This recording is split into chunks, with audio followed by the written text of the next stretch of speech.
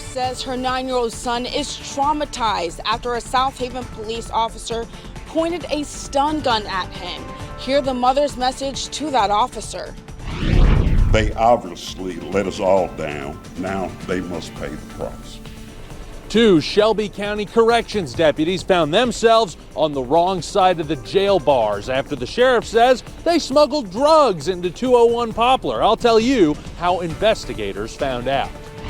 Police say 2 men vandalized a Beale Street landmark. And guess what? It was all caught on camera. Take a look at this. As you can see, it is pretty clear footage. I'm Daniel Wilkerson. We'll show you their close-ups and walk you through the video.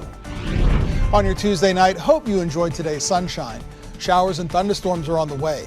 Tracking the rain, when it arrives in your neighborhood, and how it may affect your plans at 10. Fox 13 News at 10 starts now. And I was scared and shaking a bit. A mother is demanding answers after she says a police officer pointed a stun gun at her 9-year-old son. Happened last week at the Civic Center West apartment complex in South Haven. And tonight, that mom told Fox 13 the officers mistakenly identified her young son for a suspect that they were searching for. Let's go to Sierra Jordan live in South Haven at the police department. Sierra, the mother is taking action, you found out, against that officer.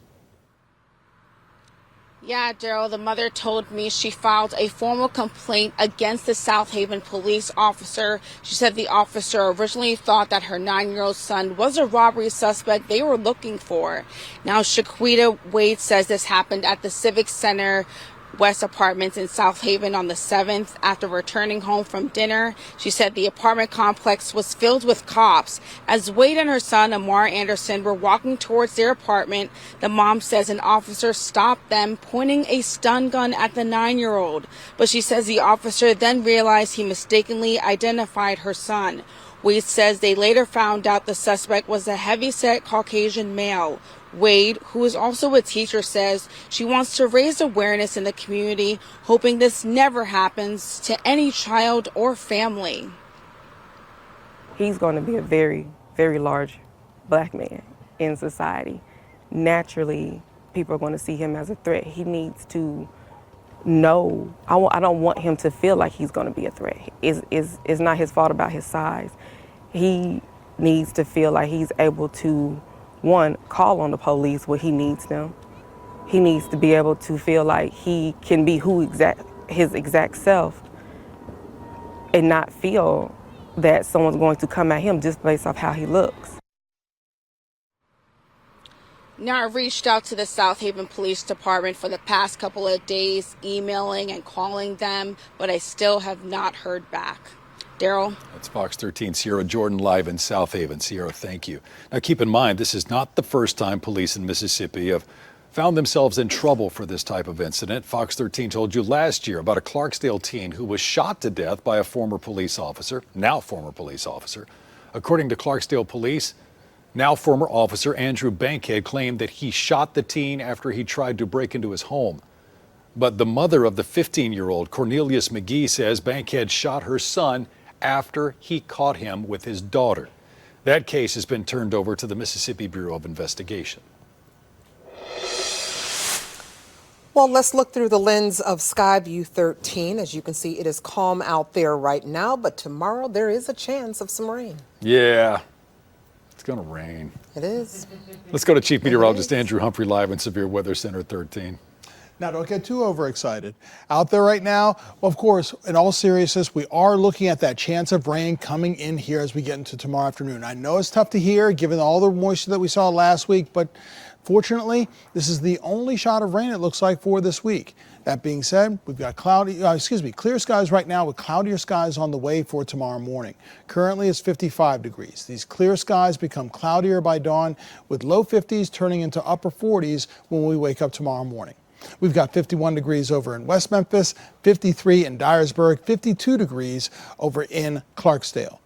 As you can see, the rain is not here yet. We still have moisture down to our south, a cold front to our west. These two items are going to combine, or actually going to come together and give us that chance of rain in two shots. This moisture moves in first from the south. This cold front gets closer. A line of showers will form for the afternoon, giving us some rain for the ride home. And some of these showers may be heavy, may even include a couple of thunderstorms in the morning. Bottom line, be prepared. Make sure your kids are prepared with some rain gear, whether it's rain jackets, raincoats, or an umbrella or some rain boots, or all of the above. Temperatures start off in the upper 40s and low 50s. We'll talk about where temperatures go from here, when the rain is out of here, and when that sunshine comes back. Does that mean it gets warmer for the rest of the week and this weekend? All that in your full weather forecast in less than 10 minutes. Thank you, Andrew. Working on developing news right now. The suspect connected to a shooting last month at the FedEx World Hub parking lot was released from jail today without posting any bond. Memphis police say Tyrese Ernest left jail on his own recognizance. Ernest is facing attempted murder charges for the alleged ambush and shooting of another employee. And he's not the only suspect either. The ones facing charges, Jamarian and Jamarcus Odell, were charged for their roles in the shooting. The twins are charged with facilitation of attempted murder. Now, FedEx, you might remember, originally told Fox 13 a worker accidentally shot himself in that parking lot. But new court documents show that shooting was not an accident. Instead, the suspects are accused of ambushing the man in the parking lot, shooting him several times, hitting him in the chest and the arm. The judicial commissioner recommended Ernest face a $200,000 bond in this case, but Judge Bill Anderson didn't make him pay anything. As I've stated on previous occasions, when I believe my deputies are right, I will stand with them. However, when I believe that they're wrong, I'll be the first to say, hold them accountable to the fullest extent of the law. This is one of those times. Tonight, Shelby County Sheriff Floyd Bonner says there will be consequences for two deputy jailers accused of smuggling drugs into 201 Poplar. Well, the sheriff claims that the jailers partnered with an inmate and his girlfriend for this scheme. Fox 13's Jack Billieu joins us live at 201 tonight. Jack, investigators believe that these suspects made thousands of dollars. Yeah, Darcy, the sheriff says this investigation started when a cell phone and drugs were found inside the jail. It ended with two jailers out of a job and behind bars themselves. They obviously let us all down. Now they must pay the price. Sheriff Floyd Bonner says deputy jailers Joshua Williams and Lily Pittman partnered with inmate Romaris Turner and his girlfriend Katura Lewis for the scheme. He says Pittman was the president of her class at the training academy, and now she and Williams have brought shame to the badge. And these officers chose to make a few bucks, not only dishonoring the Shelby County Sheriff's Office, their families, their fellow employees. He says deputies found more than a third of a pound of weed, 2 pounds of loose leaf tobacco, and a Suboxone strip when they searched Lewis and the jailers' houses. All of these were packaged in a manner that was consistent with smuggling these items into a penal facility. Bonner would not say exactly how they were able to get the drugs through the multiple layers of security at 201 Poplar. How are they getting it into the jail? Well, we know how they were getting into jail. However, we do not want to state that publicly right now. Court records show the inmate, Turner, had been at 201 since 2020, facing a slew of charges, including first-degree murder for allegedly shooting and killing a man in front of 2 children. He and his girlfriend are now charged with bribery, introducing contraband to a penal facility, and possession of marijuana with intent to sell. The jailers face the same charges, plus official misconduct. This is an ongoing investigation. These officers have not upheld the integrity and the honor of our brand that we represent here at the Shelby County Sheriff's Office. When it comes to those jailers, Williams is out on bond. Pittman is still in custody. As for Turner, the inmate, Bonner says he has been moved to a more secure housing unit. Darcy? That is Fox 13's Jack Billieu reporting live tonight. Thank you so much, Jack.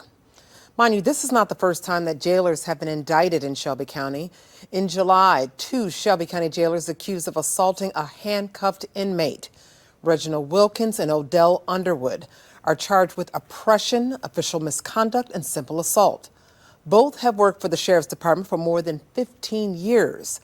Sheriff Floyd Bonner says the 2 deputies have not been fired but were relieved of duty without pay. They will also be facing administrative charges. She supposed dead in them. Huh? I go to open the door, step inside, turn the light on, and I stepped on him. A Mid-South deputy is under investigation after that homeowner says the deputy shot and killed his dogs. This happened in the community of Fanger, Tennessee. That's actually in McNairy County, about 100 miles east of Memphis. Fox 13's investigative reporter Kayla Solomon spoke to the homeowner who says that he no longer feels safe in his own home. McNairy County Sheriff Guy Buck did confirm that the deputy who allegedly shot and killed these pets is no longer with the department. He told me that that deputy resigned soon after this shooting happened, but the property owner says he still has plenty of remaining questions. Kevin Dismuke, who did not want to show his face on camera, says in total, 7 dogs were shot and killed in and outside of their home last week. He said a McNairy County deputy was the one who pulled the trigger. He said he wasn't sure about what happened until he spoke to a neighbor. Dismuke said he found out someone called law enforcement to respond to an abandoned home with malnourished pets.